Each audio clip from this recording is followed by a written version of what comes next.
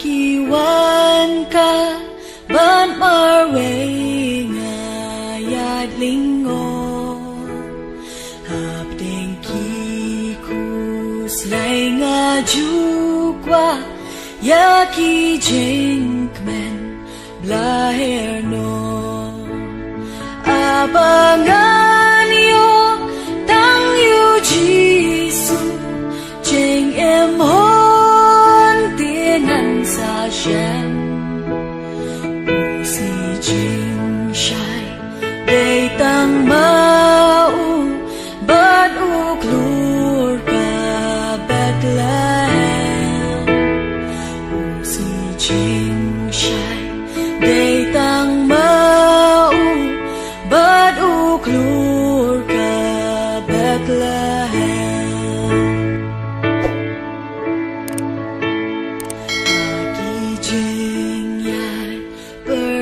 sao đông đắp ca út ca giao ôm mai ba bê yêu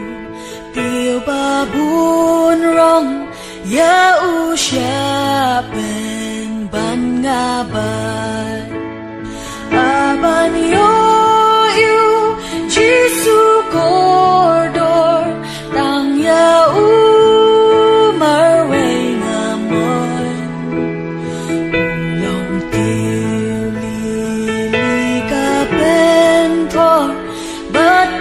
pulap kasyaran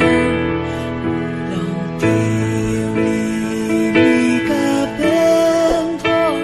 batil pulap kasyaran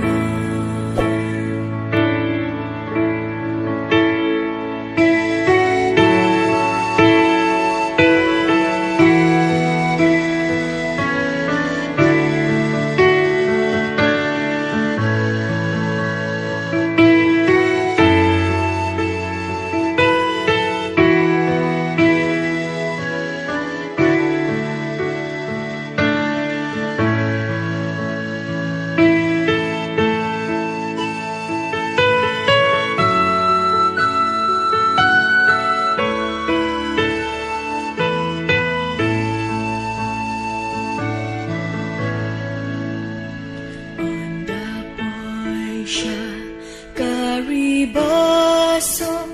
ngan sa apa kajingkam dan pasyok tang ujisu kerdop nengkan sa pliwang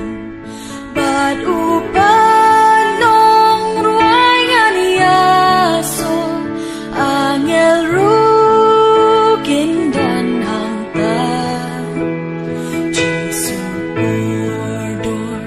tang ujisu kan yai long jing ruai jong